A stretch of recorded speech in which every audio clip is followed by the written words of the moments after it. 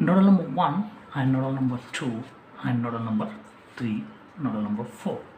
So now let us try to write down the boundary condition at nodal number 1. So nodal number 1, there is no external forces given. So F1, F2 are not given, so it is 0.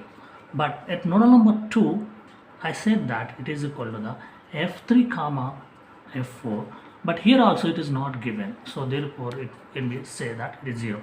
For example, let us say at nodal number 3, if the force is given in vertical downward direction, let us say 50 newtons. So therefore it is possible to specify that at nodal number 3 there is a forces are F5 and F6. So now the F6 would be the downward force and it becomes the minus 50 newtons would be the boundary condition.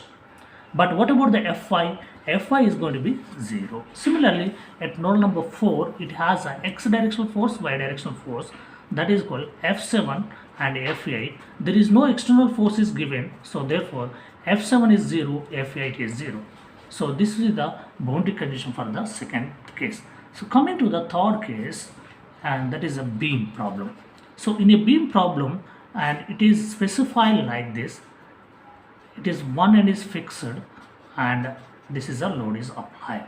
So therefore it is possible to specify that at nodal number 1 it has a linear deflection, that is called V1, okay, and angular deflection theta 1. Similarly at nodal number 2 it is possible to say that V2 theta 2. At nodal number 3 it has a V3 and theta 3. So therefore in this one the nodal number 1 is a fixed, therefore the V1 is equal to 0 and theta 1 is going to be 0. But you should calculate the V2 theta 2, V3 theta 3. So this is the boundary condition for the displacement. Coming to the forces, at nodal number 1 it has a linear force F1 and momentum M1. So these are not given, so M1 F1 would be going to be 0. But the second element, so I am going to draw here, second element is subjected with the uniform distributed load, and this must be converted that it should be converted that it is a force and momentum, and also force and momentum at nodes. So at node number 2 and 3 the uniform distributed load get converted into the force and momentum.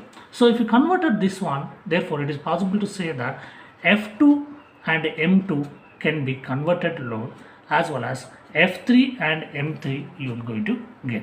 So these are the boundary condition for the given beam problem. So how to convert the given distributed load into the load as well as momentum, that we're going to see already in the last videos. You can refer that one. If different types of loads are acting, therefore it can be converted into the nodal forces as well as momentum.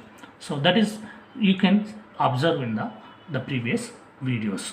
Okay, so this is a way to identify the boundary condition. Once you identify the boundary condition, then apply the boundary conditions in a governing equations.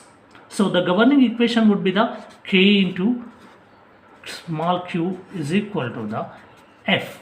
So in this governing equation you have to apply the boundary condition, and the last step is you should solve the system of equation.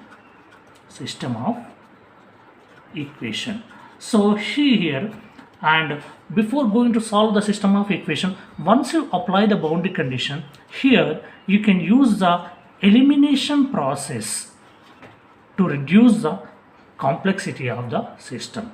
So once you apply the elimination process, you should solve the system of equation. Then after that you're going to get the unknown nodal